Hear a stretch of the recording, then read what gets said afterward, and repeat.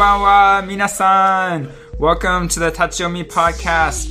I'm your host, Joseph Shinji Lis, and this is your co-host, Benjamin Takeshi. Hi, this is Benjamin.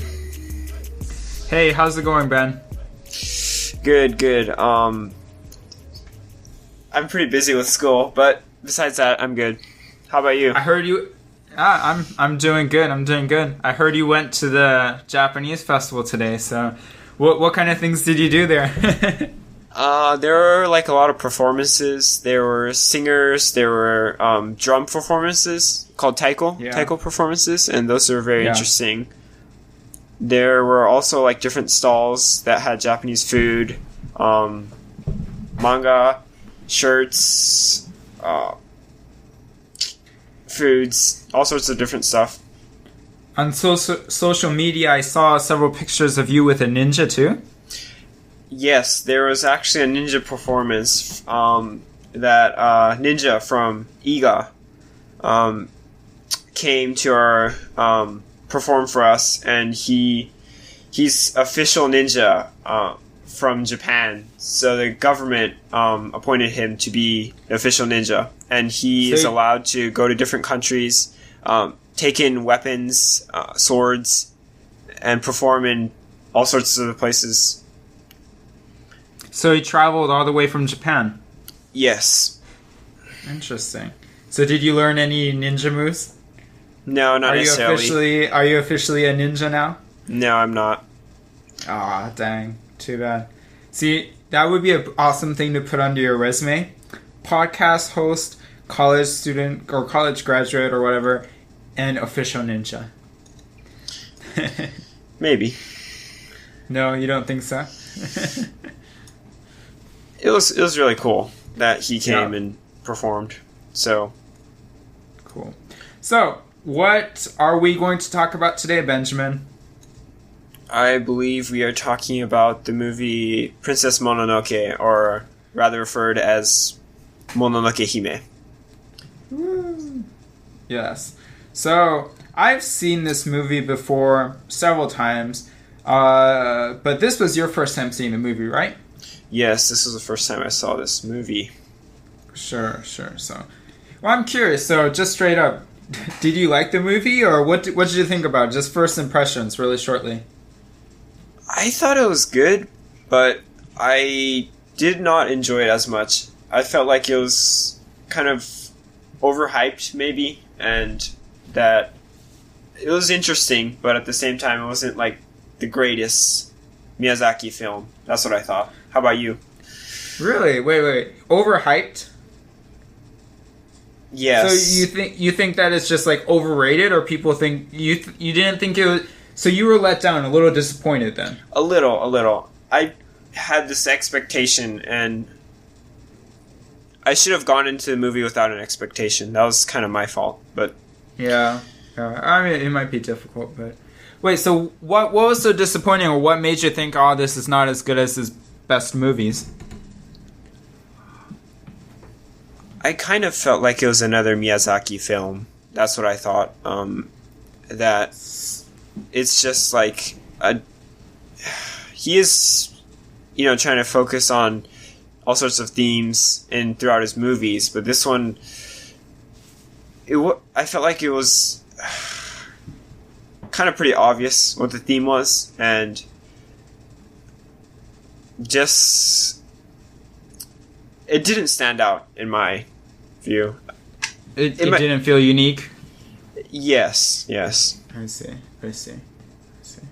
Well, I liked the movie. I've seen it many times. I've always enjoyed it. I think it's unique. I think what I like about the movie is probably the characters. Maybe you're right. Maybe the themes are like so obvious, it kind of like hits you in the face, and there's no like subtlety about it. Maybe that's a problem of the movie. I don't know, but I certainly like the characters. I thought that was a strong point about the movie. But anyway, yeah. So, did you have any? Oh, sorry. Go ahead. Yeah, I kind of had this feeling that like, I mean, there was some character development, but like, I felt like that in the other Miyazaki films, I feel like you kind of get attached to like all the characters. Like at some point, like they are kind of, some are likable, some are not, but you kind of make a connection. But this one, there's like some characters that was just kind of disposed. So okay, that's really interesting. So you didn't think, so what characters, for example, do you felt were just like disposed of, and why do you think you weren't able to like create that emotional connection with these characters? I didn't like Ashitaka that much, honestly. I felt like... What the heck, man? What? Okay, keep going. Well, Ashitaka was... He wasn't very emotional. I don't... Was he just like too perfect? Yeah, he was kind of like the perfect protagonist, and just... I kind of like it when they have a flaw, but this one, like, I felt like his only flaw was that he was dying, but like, you kind of know at the end that he's probably not going to die. But like, he had the curse, and then he was eventually going to die. You knew that, like, the curse was building up to his arm, but like, he was... I kind of like San a bit more than Ashitaka. Like, Ashitaka was okay. I'm not saying that they're bad. I'm just saying that I did not have as much emotional connection to the main protagonist. Maybe not as much as Miyazaki Hayao wanted me to, or I don't know. You see, Ashitaka is actually one of my favorite characters, but it might be for the exact same reasons you don't like him. Maybe it's just we're not the same people. So this movie, when it was being marketed, Hayao Miyazaki and his producer were fighting over what to name the movie. And the two choices were Princess Mononoke or The Legend of Ashitaka. And they fought for months, and they finally decided, like, they ended up with Princess Mononoke, and that's what it is. I could kind of the two titles, of the two titles, would you have liked? So you obviously like Princess Mononoke better than if it was called like The Legend of Ashitaka. For sure. I felt like that. I could see that, like what you said, that there was an argument, because the movie starts out with Ashitaka, not Mononoke Hime. Mm-hmm. She doesn't even show up for the first like 30 minutes or so. Exactly. Like. So you could, like you said, I noticed that. Now once you said it, I can tell that they were kind of arguing over that. I can understand why they wanted to name it Ashitaka, The Legends of Ashitaka. So it starts out with Ashitaka and, ends with both of them. But Mononoke Hime wasn't introduced until later on. Yeah. Well, I don't know. I guess you're right. Well, he doesn't. Maybe that is a good thing to point out. I didn't really think about it. He is kind of perfect. He doesn't really have any flaws, noticeable flaws, does he? Mm-hmm. Like, everyone likes him. I mean, most of the people like him. Even like the people that he's trying to stop, they don't necessarily hate him, if you know what I mean. Like, it's just they are clashing, but like, and also, there isn't. Yeah, I feel like he was kind of too perfect. Yeah. Maybe that's a good thing. I've noticed when people talk about the movie, people always remember Sun, the girl. Yeah. But not many people remember Princess Ashitaka. That's really interesting. I wonder if it is because he's too perfect, like you were saying. Maybe he's kind of like one of those old Greek... Well, even like the Greek heroes, they weren't perfect. They were flawed, too. That's really interesting. Yeah. Maybe he's kind of like Superman in the way that he is perfect in a way that we can never be, but we're supposed to like aspire to be like him, maybe? Yes, I felt like a lot, because a lot of the girls, especially in Eboshi, Tatara, they were like looking up to him. They're like, oh, you're so good, you're so handsome, you're so smart, you're so strong. And, he had the smart, strong, and handsome, all three of those. And, he, like, personality-wise, he was very likable, I guess a likable character, but... I didn't like him, I guess, because of it. Maybe, I don't know. It's not that I didn't like him. It's just he didn't stick out as much, like you said. I see. Yeah. Yeah, I remember San a lot more than, of course, Prince Ashitaka. So in comparison, what did you like about San? Why did you like her more? Well, the fact that she was kind of conflicting. She says that she's from the forest, but at the same time she knows that she has a human aspect. And like the fact that she's struggling with that. Ashitaka's kind of like, yeah, I'm from both, but whatever. Like, you should accept it. But she's still in the process of like trying to figure that out, and like she kind of likes Ashitaka. Well, I think that's a really good thing to point out. Now I was just thinking, Ashitaka is very comfortable both in the human world and the nature world. He has accepted that he lives in both worlds, and he kind of fits in both worlds. He understands both worlds, and he fits in. San is the exact opposite. She's never going to fit in the nature world because she's human, and as hard as she's going to try, she's never going to be 100% part of the nature world. But she's never going to fit in the human world either because of the way she's grown up and who she is and what she believes in. She's never going to be 100% human. And maybe in that way she can't really fit into either worlds. Yeah. Mm-hmm. That's one reason why I kind of like her. Yeah. But it's not like she doesn't try. She really tries hard. Yeah. But she still hates the humans. But, like, the nature side won't accept her, So that's kind of the internal conflict for her. It's like both sides won't accept her no matter what she does. So that's why she's like, she doesn't know what to do. Yeah, it's interesting because the Boar's clan or something, I think one of was it Okoto? I can't remember one of the gods, but he kind of taught, wasn't there a scene where he blames Moro, the wolf god, basically like, hey, you were the one who brought, this human girl into our forest, kind of. Wasn't there a scene like that? I can't remember. I thought there was something like that. Right, yeah. It was when Ashitaka was there too, and the boars came out.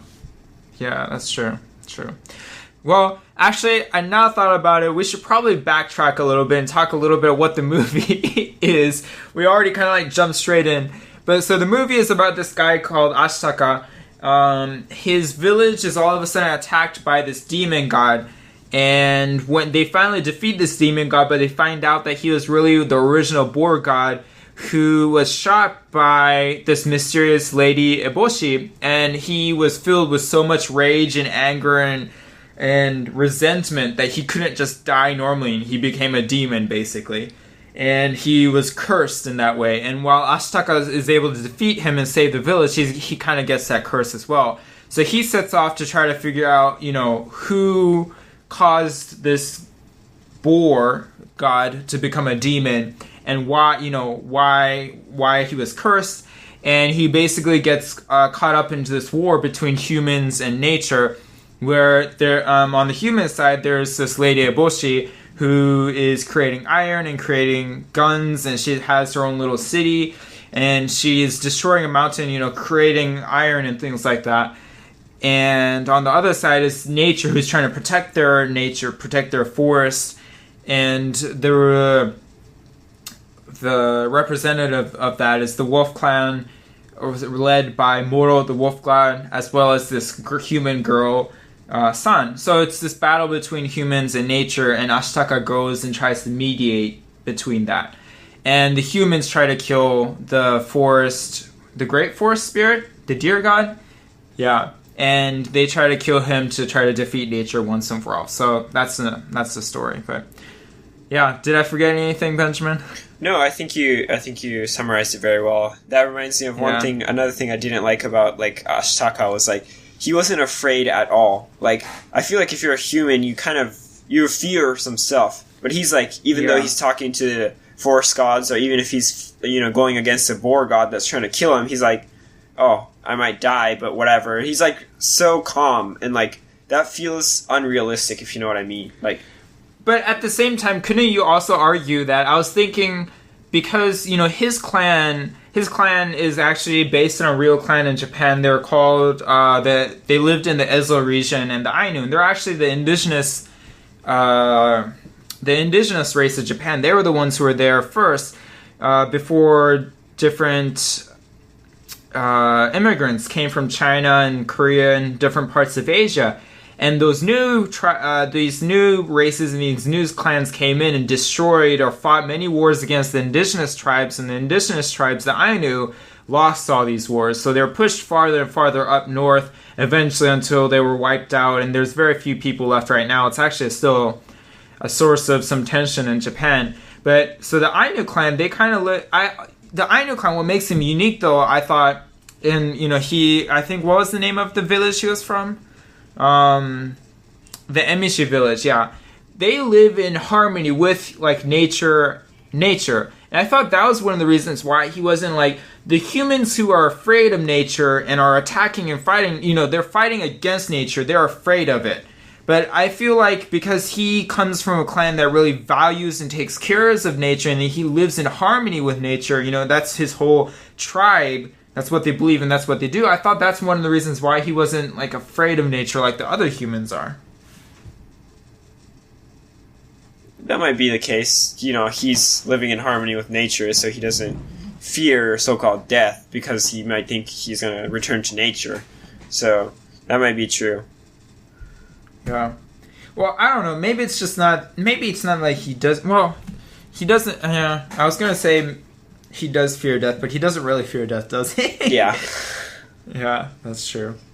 Well, so what are some big themes of the movie? We've kind of already started talking about it, but well, one of the biggest themes is, of course, humanity against nature. So that the humans at the Tataraba are, like, trying to... The Irontown are trying to gain the resources from the mountains, some metal, you know, irons, to create weapons so they could protect themselves. But the forest spirits and they are trying to live peacefully, so-called, and the humans are kind of invading in. So it kind of represents the modern industrialization and how we're destroying nature and exploiting the resources and using it for so-called selfish motivation and reasons. So that's one big theme. Like, it's pretty obvious. It's not trying to hide it or anything. Yeah, it's not subtle.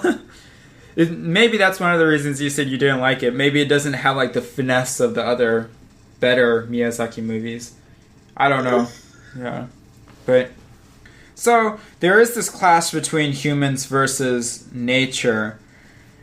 It's really interesting. One of the things I do like about the movie, though, is that I don't think the movie really offers any good answers or, like, perfect answers, you know? There's this clash between humans and nature. Humans, as we advance in technology and science and understanding, as our culture advances, we often destroy nature.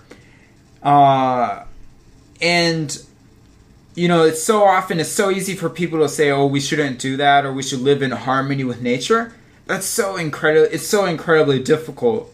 Like, having a garden in your backyard is a great step towards try to balance that out. But when you're still living in a house with electronic appliances and heaters and all these things these boons of society and civilization, we've still destroyed so much nature to live where we are. It's almost impossible. Do you think it's even possible to live in harmony with nature anymore? I think we're too dependent on everything, I would say. You know, the computer you're, you know, looking at right now, even a book that you might be holding in your hand, everything is so complex of, like, how the processes that took to make whatever thing you're surrounded with. It's not like we could, you know, like in the Stone Ages where you could just, you know, chisel stones and make stuff or like that. We're so dependent on a lot of things, and I feel like the movie was trying to point out that it was kind of pointing out the human arrogance. Like, the humans are saying, oh, we could, you know, tame nature in a sense, that we could go in, take whatever we want, and, you know, use it for what we want to do. But, like, it was kind of like, you know, humans were seeing the consequences of not everything works out as they think, and nature fights back. Yeah, pretty much. Mm-hmm. Yeah. So, it's interesting too. Nature. So on the nature side, I feel like there's 3 different clans, or 4 clans, I guess. So there's the wolf clan with the wolf god Moro and San, and the other 2 wolves. There's the boar clan, where the first demon god came from Nago, I think. And then a boar god from a different region, I think. He came, right? To fight Okoto. And then there was the monkey clan, who are, like, planting seeds during the night. And then finally, there's the Kodama, the tree spirits, and the great forest spirit, or the deer god, too. Yeah. I thought what was interesting with this boar clan is that in Japan, one of the biggest problems are when you're traveling in the mountains is you'll be attacked by a boar. Like, boars are considered very dangerous in Japan, and over in America or other countries it might be different. America it might be bears, but in Japan it's boars. Like, there's a really high risk if you're walking in the mountain to encounter a boar, and they're very relentless and they'll attack you, and they also destroy farmers' crops. So some may say that they are kind of the enemy of mankind. They attack us, they ruin our crops. So I thought that was interesting that they were very antagonistic towards humans. For this movie, it doesn't end very well for the boar clan, does it? Yeah. They're like, maybe it's that idea of boars, like, since they're charging straight on, they can't change who they are, and they kind of, like, there's that great battle between the humans and nature, and the boars are like, well, we know it's a trap, but we're going to go anyway.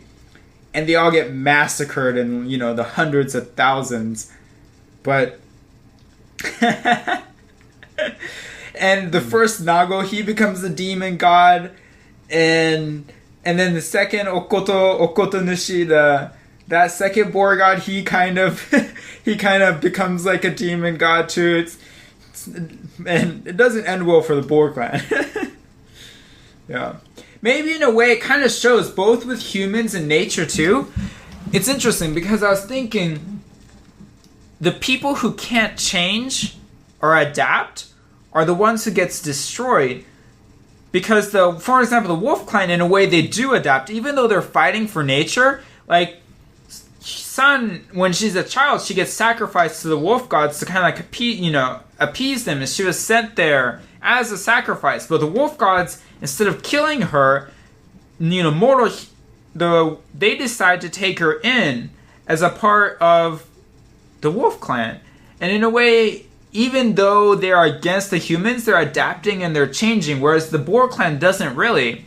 And it kind of seems like if you can't adapt, if you can't change, you get destroyed.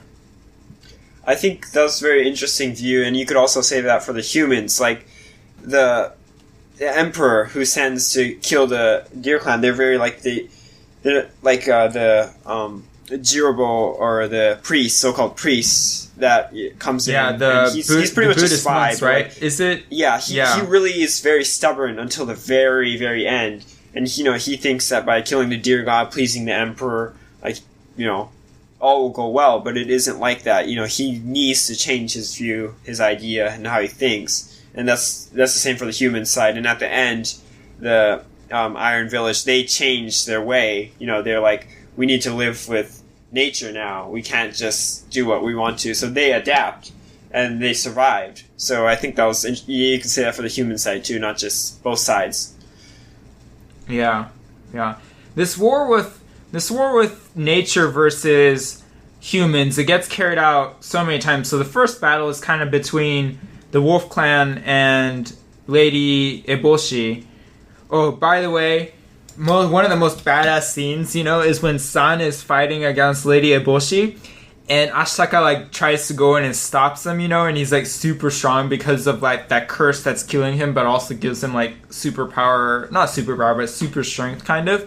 And he stops the two from fighting, and one of the humans accidentally shoots him, and he's bleeding out, and he should be dying because he's shot through the chest. But he basically, carries the unconscious Sun out of the village, and he's walking so calmly and so regally noble, and he I don't know, maybe that's what you didn't like, is that he was too perfect. Hey man, that was badass though, you gotta say. And he pushes open that door with one hand. What, you didn't like that? No, I'm saying that was badass, but I was like, come on, you're shot in the chest. I'm like, you can't do that. Well, no, that's the point. He has this curse thing that's killing him, but he's also man, it was creepy when his arm was jumping around too, because the boar god's resentment and will was in his arm. Remember when he tries to reach out and kills the arm tries to get Lady Eboshi or something. But Yeah. You didn't like that scene though. That was such an epic scene. No, I thought it was a good scene. I'm just saying that the scene was awesome. It's just that Ashitaka was unrealistic? Yes, it was unrealistic. Very unrealistic. It's a movie, man. Come on. Okay, fine. All right. Anyway, so that's the first battle. And then the second battle is between Lady Eboshi. She joins up with the Emperor and the Buddhist monks and the hunters, and they fight against the Boar clan. And so that's interesting. So the first battle is kind of like a tie, right? Between Sun and Eboshi. No one really wins, the Wolf clan and the humans. It's kind of a tie. The second one is between the Boar clan and the humans, Lady Eboshi and the monks and the gun shooters or whatever. And that's a big, that was a big trap, and we talked about it earlier, but the Boar clan basically gets annihilated. Nature gets almost totally destroyed. And the third battle is kind of between the forest god, or technically not even the forest spirit, he's a Nightwalker versus the humans, and that the humans get beaten pretty bad there. I don't know, what did you think about the forest spirit or the deer god? He controls life and death, but he was... I guess he was like the extreme neutral, I guess. Like, he doesn't do anything, right? He doesn't join the nature side. He doesn't join the human side either, really.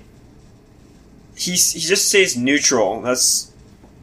I don't know, like, really what the intention of the forest god was. Well, in many ways, there was no intention, right? He wasn't... The forest god of Great Forest Spirit wasn't trying to do anything. That's true. He was just, I guess, trying to sustain the forest, but I guess sometimes we might think that... Well, I don't think he's...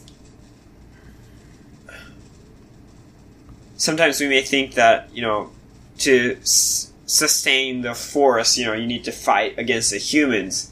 But that might not necessarily mean that, if you know what I mean. Like, to give a, modern day example, Native Indians, they used to burn the forests to, and then the Americans came in and think, why are you burning the forests? That's hurting nature. So we need to stop that. But it ended up that, the burning the forest wasn't necessarily bad for the forest. It was just kind of, burning down the trees so the young trees or the seeds could grow up, and some seeds they need extreme heat to even start growing. So well, everything in moderation, right? Not too much. Yeah, I'm not saying exactly, but again, I'm just saying that sometimes we think that there has to be something to do, but maybe not doing something, or it might seem that they're not doing something, but they're thinking about what's going to happen in the future, and that's why they take that action of not doing anything. Not doing anything is also taking an action. It's just not, so, I don't know. True. So for that final battle between humans and nature, what happens? So I wouldn't even call that a battle, first off. It's just... Well, that's true. Well, Lady Eboshi, so she shoots off the head of the deer god, right? Yeah. Or she shoots the first time and he doesn't get hit. But it's that, when he's changing from the deer god to the Nightwalker, it's kind of like that in transition vulnerable moment where she shoots him again, and they take their head because the Emperor believes, the head of the deer god or the forest spirit or whatever it is makes you live forever or whatever, the potion of immortality or...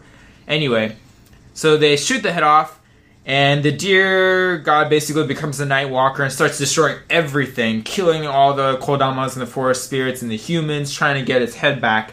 And the humans are running off. Jacobo and those 4 guys, trying to carry that head. Yeah. So stupid. But, they're running off. So, wait, so you wouldn't even say that's a battle between humans and nature? No, it's just the force spirit annihilating the humans now, I guess. They're it's adult fighting with ants, it's not even you don't even call it a fight, it's just the forest god pretty much trampling, and, the forest god wasn't thinking to fight. It was just trying to get its head back, and then, if humans stand in the way. So it wasn't. That's true. It wasn't like intentionally killing the humans. It was killing both the humans and kind of like the forest at the same time. Mm-hmm. It was indiscriminately, like just destroying everything. Yeah. In a way, maybe that is kind of true of nature. Nature doesn't. I feel like sometimes we blame nature for things that happen. Great typhoons, great earthquakes, a fire. And it's so easy for us to like try to find meaning or intention behind that. But nature doesn't intentionally like destroy our house.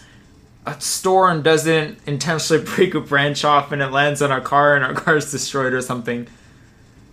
I think sometimes it's easy to blame nature when we really should realize that maybe there is no intention behind some of these things. I don't know. Yeah, I would agree with that. Yeah, I mean, you can disagree. No, I definitely agree with that. We, when earthquakes happen, we're like, humans are so vulnerable, we can't stand a match against nature. But, like, it's not that nature is trying to wipe us out or anything. It's just nature is doing what is natural or, what nature does. It's just, an earthquake is just the mantles, returning to its formal state, and that when it returns back, then the shock is, of course, created, and then, we are impacted by that. But, like, it's not just humans dying, it's animals dying too, fish, whatever. So, it is very indiscriminately so. So, in the end, the San and Ashitaka, they get the head and they offer it up to the Nightwalker. And by the way, I was thinking, so many Miyazaki movies, they always, at the climax of the movie, it's always the hero and the heroine doing something together. Like, in Castle in the Sky Lapita, that climax moment, they're both shout, Barus! And destroys the castle in the sky or whatever. Anyway, we're getting off topic. But anyway, so they both offer the head up, and the Nightwalker takes the head. And then, it's interesting, because the Nightwalker doesn't exactly, like, even though the head gets back on the Nightwalker, it's not like it's going back to normal, because it doesn't live. It kind of falls down, and it crashes into the ground, and then all of a sudden, all that forest and everything that was destroyed, it starts sprouting up again. But, so that ending, did you think that, do you think at the end of that story, do you think nature won, or humans won? Or do you think, like, in the movie, they're saying, hey, let's live together, where it's kind of like they're living in harmony? What do you think was the ending of that movie? That's a difficult question. I feel like that there is no clear answer. I felt like Miyazaki Hayao didn't want to give an answer. Like, he wanted the viewer or whoever watches it to think, what happened and what is the answer to the primary question, humans against nature. But I personally felt like the Forest God isn't dead yet. It's just might have vanished and it might return later. That's personally what I think. What do you think? Did you think? Well, we did see that one Kodama pop back up again. So in that way, you're right. Maybe the deer god might come back too. Is that what you're thinking? Maybe. Yeah, that's what I think. Sure. Yeah. Yeah. It's interesting because you can take the positive attitude and say like, oh, the Iron Town learned. And then they were like, oh, let's recreate our village. And that this time they're going to live in harmony with nature.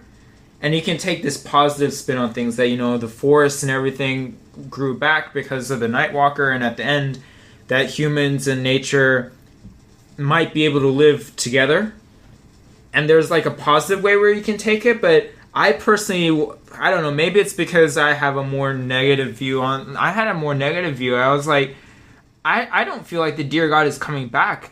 I feel like nature, like the deer god fell over and nature was restored momentarily, but this forest is not true nature anymore because it doesn't have the forest spirit there anymore.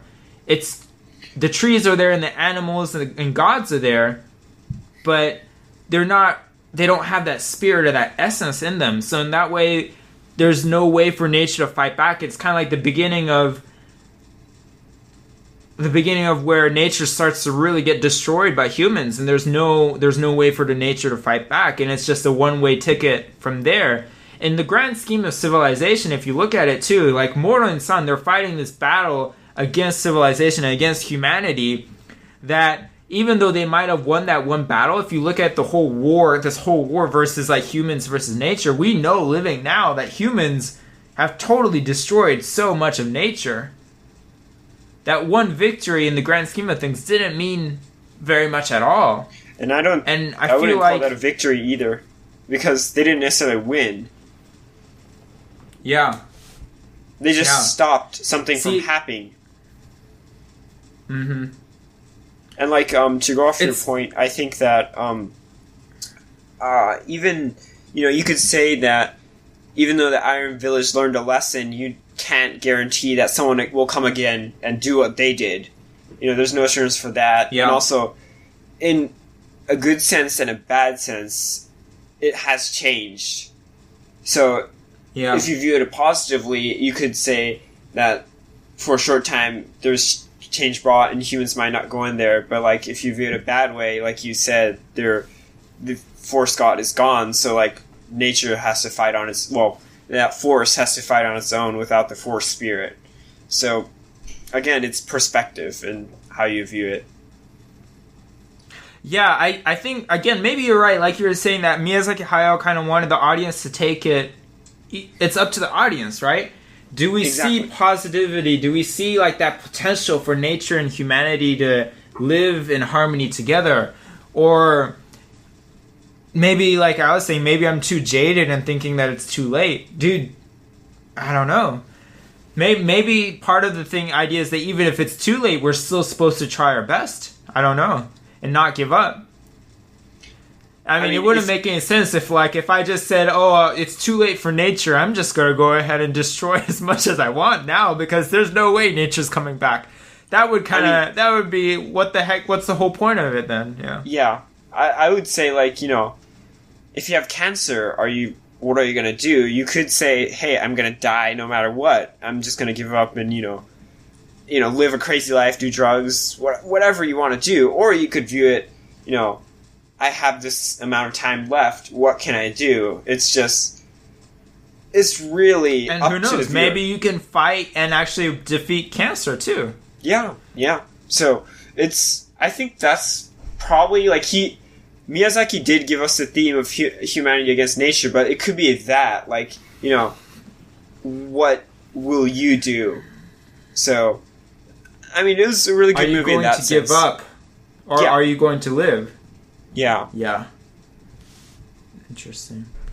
Another thing I really liked about the movie, changing a little bit, is I really liked how the movie didn't have, really black and white, clear-cut heroes or antagonists. Yes. So, I would definitely say that is very true. Even Sun, who was, killing all the humans and all that, and, humans are like, oh, she's our enemy, kill her and all that. But, it wasn't she wasn't the villain. But, Lady Eboshi, also, she's destroying the nature, she's making these guns, killing the boar god, doing all that stuff, but she is not necessarily a villain either. So it's really perspective, and it's not, like you said, it's not black and white, it's more gray.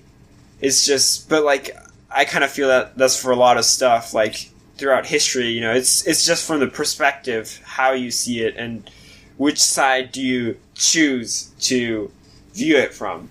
So. Yeah, because when we're first introduced to Sun, the movie is kind of named after her, Princess Mononoke. So we think that she's kind of the heroine. But a lot of the things she does is not very heroine-like. Like you were saying, killing or fighting against humans. She has this deep hatred. In the end, she comes to kind of learn to accept Ashitaka, but she still hates the rest of humanity. She has this deep flaw, like you were saying. And initially, we think Eboshi is kind of the antagonist or the villain, too. But the more you watch the movie, you kind of realize that it's not so clear. She's really compassionate towards the woman, which... it was unique. It's not something that happened in Japan at that time. But Lady Eboshi, she would go to the brothels and she would buy and set the woman free and let them come live in her village.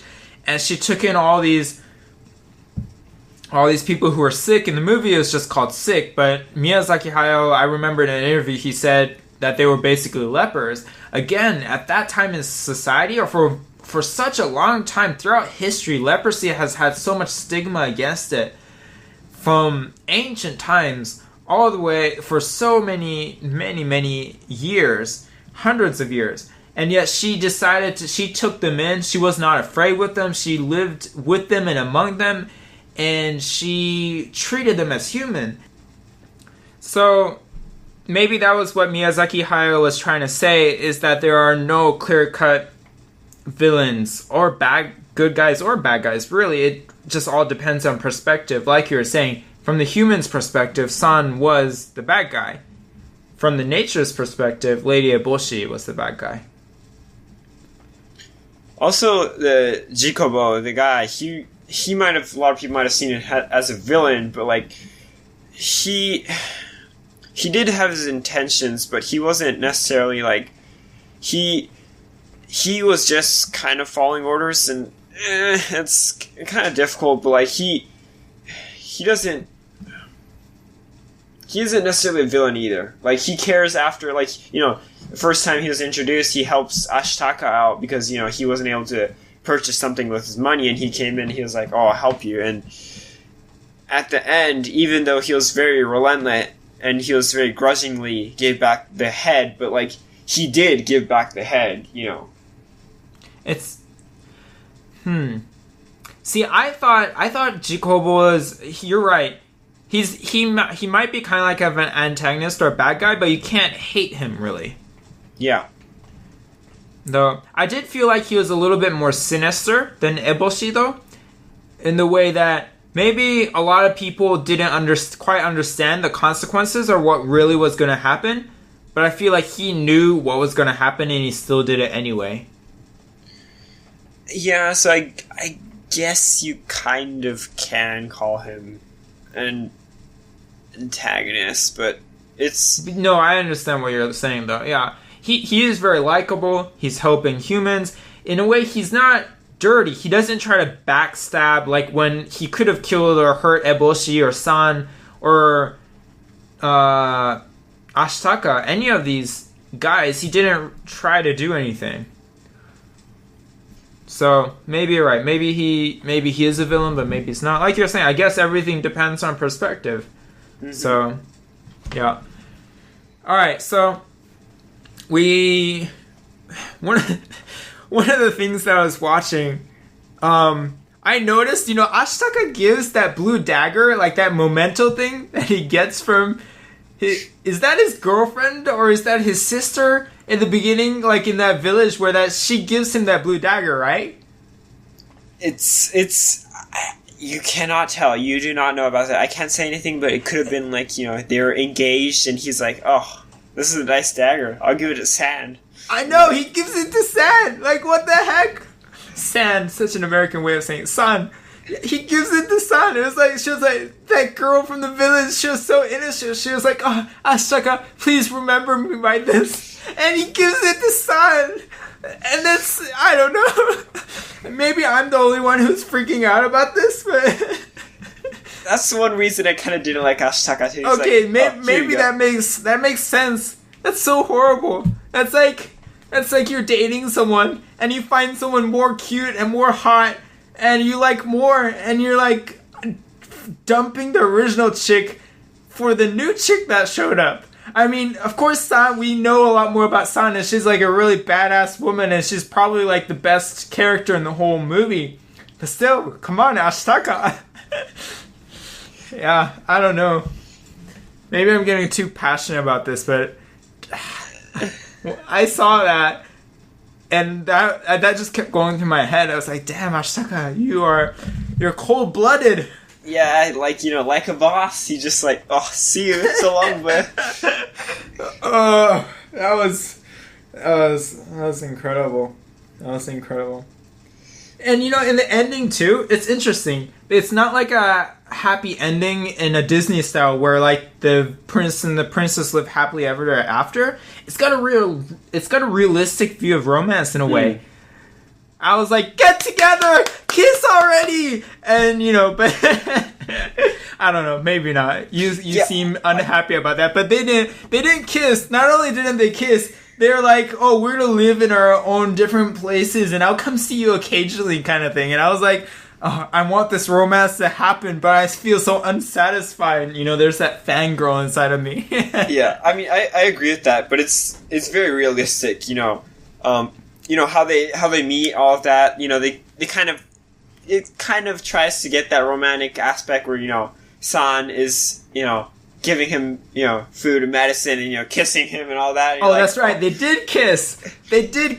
I forgot about that. Yeah. Yeah, but like it's very.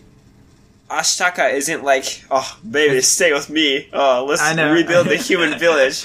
When San's like, I'm gonna go live in the forest, and I'm not gonna go with the humans. Those evil humans. She's like, and he's like, okay, that's fine. I'll live with the humans. You can live with the, in the forest. So, but like we were saying, it's probably a more realistic view of romance. When we watch our movies and read our novels and play our games, we want the happy ending. But life so often doesn't really have a happy ending. It's not like they live happily ever after and there's no more problems like it is in the Disney movies. It's really realistic in the way that when you're in a relationship, you both have to make compromises. Some things work, some things don't, and you don't always get your way. And in a way, they both... And I guess you could say... I do think the romance is real, though, because Ashitaka decides to stay at the human village and he's willing to live there. But, he's going to come visit San. And San is going to live in the forest. But, she's going to see Ashitaka. What?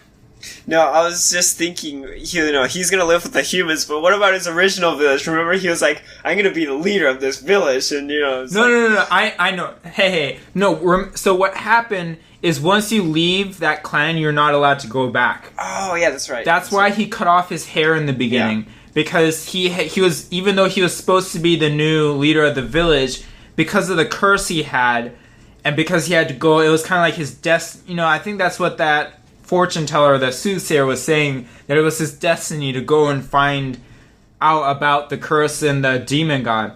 But she was saying that if you go on this trip, you're not going to be able to come back again. You're going to be expelled. And she was asking him if he had the courage to do that. And he says, yeah, and that's when he chops off his hair and yeah, that's goes. That's right. So yeah, but yeah, that makes sense. Mm-hmm. Yeah. So he wasn't a cold heart guy. It was just like, oh, I was supposed to do this, but I'll do this. Yeah, he wasn't like that. He's more responsible. Yeah. Oh, I didn't think of that. Maybe that's true. I guess if that girl in the beginning of the movie, that chick that gave him the blue dagger, maybe they were like, that was kind of like a breakup kind of thing. She knew that he wasn't going to be coming back, so she gives him the blue dagger. No, but still, I still feel that he gave it away to someone else. Like, that was something that he was supposed to remember with her. Giving it to another person doesn't mean anything. It's like...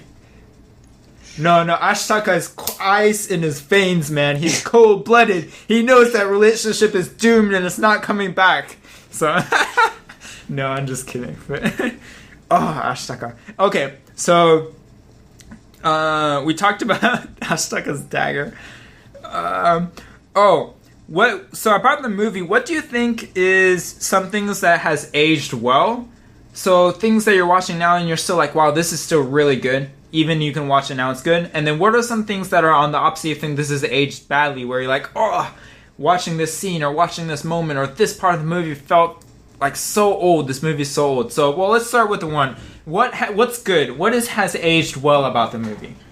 I would say that this theme of humanity against nature, that's still an ongoing issue with pollution, disposal, and CO2 emission. All it's a very hot topic right now. A lot of people are talking about it. They're like, what can we do to stop that?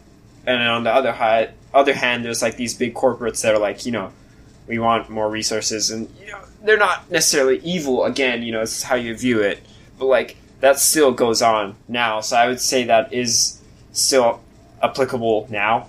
So that's, I guess, I don't know if that's aged well, but like that's still the same thing. What about you? Well, in a way, I guess what Miyazaki hired, even though you're saying the theme was so obvious and there was no subtlety to it, I do think that he does capture like this core essence of kind of like what it means to be human very well.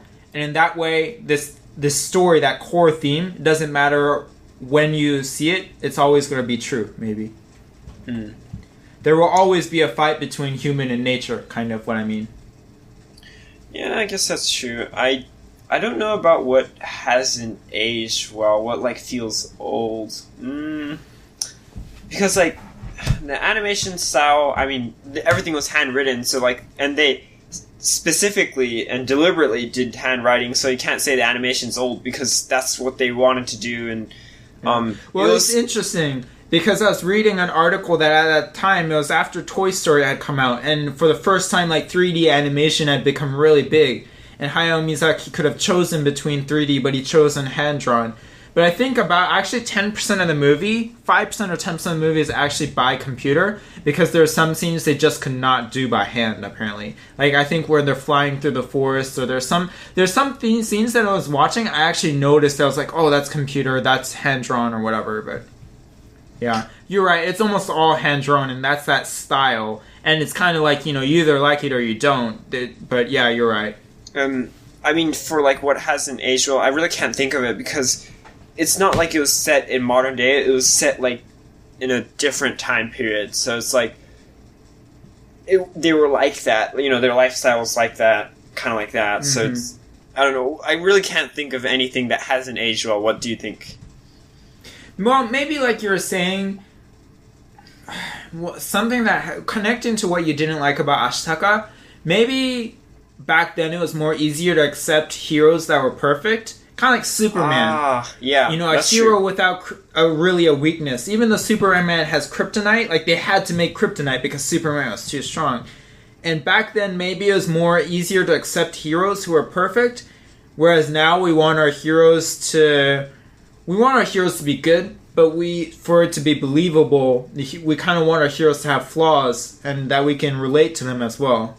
Yeah, I guess that's coming from the shift of view, because I guess before, like, heroes were something that you look up to. They're your ideal, they're your goal, they are your heroes. So they might have not wanted to give the impression that, like, heroes, they have problems too, because they're like our dreams, and, they might have thought that, like, by giving a weakness or giving a flaw to, like, a superhero, that might have a bad influence, but, like, nowadays that view has shifted and people think differently. So in a sense, it's interesting. We don't want to look up, we still look up to our heroes, but not only that, we want to be able to relate to them as well. And maybe like you're saying, Ashitaka is unrelatable. Maybe that's one of the reasons why you were saying you didn't really like him.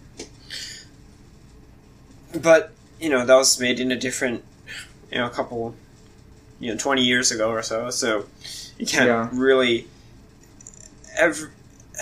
we are evolving, like, so fashion wise, we aren't wearing the same clothes as we did 10 years ago. It's changing and constantly shifting, so it's that's I guess that's part of the movie. It is changing, nature is shifting. The relationship wise it's changing. Before the humans didn't intrude, but now humans are intruding. Like, what is that? And there's that shift from. And so, I guess, that could be another theme, I guess. Yeah, I see. Okay, another question. If you could go out on a date with anyone in the movie, who is one person you want to go out on a date with? Who do you think would be a good dinner date? I feel like San would stab all the humans around me, so maybe. Yeah, I was gonna say, like, San is like a really, like, I guess the good thing about San is that she's no, like, damsel in distress. She's not like, oh, save me, Ashitaka. She's like strong, intelligent. And she can take care of herself. She's very genuine too. That's I guess, another thing. So she's a really badass woman, a badass heroine, and in a way, she even though like Ashitaka is so refined and noble in a way, San matches that in every way. In, like you were saying, being honest, strong, and she's got this rawness that is not like that refined version of Ashitaka, but is just as attractive or even more attractive. You see, it's interesting. I think San is a more attractive... I guess San is more of an attractive character, just as a character, than Ashitaka is. Yeah. So, but you think that San would probably stab everyone at the dinner I mean, not restaurant? stab, but she'd be like that kind of girlfriend that's like, you know, really straightforward, and she's like, oh, I don't like that, I don't like this, and I mean, I guess that's good. But like, I don't think I would like to go on a date with her. Maybe not. You know, I don't know. It could be really interesting. She would just be like, your hair is weird. Why are you wearing that? Yeah, I can't believe we're eating this for dinner. Couldn't you find a better restaurant? Yeah. She would be like, oh, I don't like this. I'm gonna go ride my wolf. See you. Like, yeah. Well, I mean, you probably just couldn't go to a normal restaurant. Your date with her would probably be like, you know, hunting boars or something like that. Maybe. I mean, and like, I guess you said like in this movie, like females aren't viewed as weak or, you know, they can't do anything. They're incompetent. They're more like, they're strong. They can stand on their own feet. You know, they have a role in their society, and you know, they're doing this and that. It's just so. Lady Eboshi was pretty good in the sense that, you know, she was kind of more leader figure. Maybe her. I don't know. She's older, but like if she was young. Well, no, you forget about age. I think the thing I like about Lady Eboshi is there's no pretense about her. She knows exactly what she has and who she is, and there's no illusions about that. So in that way, like, Lady Eboshi is like an interesting person. Like, you know what you're getting. Yeah. And you know exactly what kind of person she is. And she knows that too. And she doesn't like pretend to try to be something more or less than she is. Yeah. That's I think that's a really good trait of her. And she's, again, very straightforward, but like she thinks about things a lot more, and you know, the fact that but she isn't, you know, against change. She's willing to accept like opinions of others, you know, with Ashitaka, like, you know, all the people are like, oh, why are you letting him in? Why are you letting us fight with him? You know, who's this guy? Whatever. And she's like, I trust this guy, and he's coming with us. And you know, she's very flexible. Yeah. At the same time, so that's one thing I liked about her. So yeah, maybe. I don't know. What about you? Is there any? I think you know, Ashitaka would be interesting. Maybe I don't know if I want to date him or like have in a be. Well, I'm just like saying like neutral, not just like a guy or girl, but just like characters in general. I think Ashitaka would be interesting to go out on a date, but I don't know if you want to go serious with him, like be dating him. Like, I think he would be. It'd be really interesting to go out and date and like have a conversation with him. I feel like he'd be like a really good friend. He would be, and you could always rely on him. Mm-hmm. But maybe you're right. Maybe he's just like too perfect. Maybe if you're with him, you kind of feel like you just feel and see all your flaws, and he seems like so perfect and unreachable. Maybe. It's like he's, you know, above the clouds, and you just, as hard as you try, you just can't match him. And I don't think that's a good thing. Jikobo might be interesting. He might be a no, but I just want to go have a meal with him and say like, hey dude, what the heck were you thinking? You knew what was gonna happen. Yeah, he would be the fun guy to hang out with for sure. He would be. He has a good sense of humor, I feel like. Yeah. That's true. So just some last minute, I guess, half-assed internet research that I did. Really awesome. We could like go back and forth and talk each one of these. So, I'll start. Apparently, when this movie was brought to America, Harvey Weinstein, oh, by the way, really, you know, right now in Hollywood and everything, not a big popular name at the moment. Anyway, he was the one who was bringing it to America, and he wanted to, like, chop the movie super, super short because he felt like the Japanese movie was too long, which maybe it was a little bit long. But Hayao Miyazaki apparently said no. And the way he said no is so epic. This is crazy. Hayao Miyazaki sent a samurai sword to Harvey Weinstein's office. And on the samurai sword was this letter. And on the letter there was 2 words. no cuts. And because of that, the American movie ended up being the same length as the Japanese movie. Talk about a badass, man. Yeah, just like Mononoke Hime and Ashitaka, he's like, oh, whatever. Like, yeah. He embodies these characters now. He is those characters. Yeah, and another, I guess, half-assed research, like you said, was when the movie, I guess, came out, it broke office records in Japan, and also was the first animation film to win the Japanese Oscars. So that was a pretty big deal. It was. It was like 4 years before Spirited Away, I think. But at that time, it was the most, highest selling, box office record movie until the Titanic came and just obliterated everything too. Spirited Away and Titanic, but for a while there. Yeah. Well, of the thing, Spirited Away is a more famous one, especially in America, because it won so many awards. Do you think Spirited Away is a better movie, or Princess Mononoke is a better movie?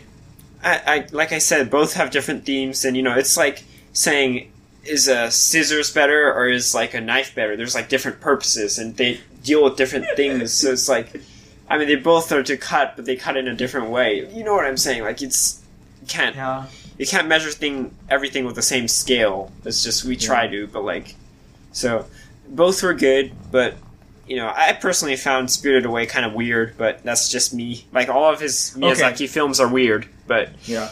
Okay, I like the story of Princess Mononoke better. I think for Spirited Away, I like the world. I think the world he created, that was really fascinating. The story was weird in Spirited Away, but that world, that was really interesting. And the characters were like really interesting in Spirited Away, I'd say. Like, all of them were very unique and very likable. Yeah. So, okay. Well, I think that is it for this episode. Thank you for doing this podcast with me, Benjamin Boyo. Thank you very much. Thank you very much for doing all the hard work. You're the best. So, and also our audience, thank you for listening again, tuning in. Thank you for listening to our podcast for sure. If you like this, please subscribe. Hit that like button. I don't know if there's a like button. Comment. I don't know if there's a comment. No. Share this with your friends. I don't know if you can share this, but yeah. Hit that alert button so you know when the next podcast is coming in. There you go. All right. Yeah. But, we'll probably come out with the next podcast maybe in about a week or so. So we don't know. We'll figure out that timing. As for what we'll be doing, that's a secret. You'll just have to come check it and find out. Thank you for listening so far. I hope you guys have a wonderful day. Okay. 皆さん、ありがとうございました。またね。また。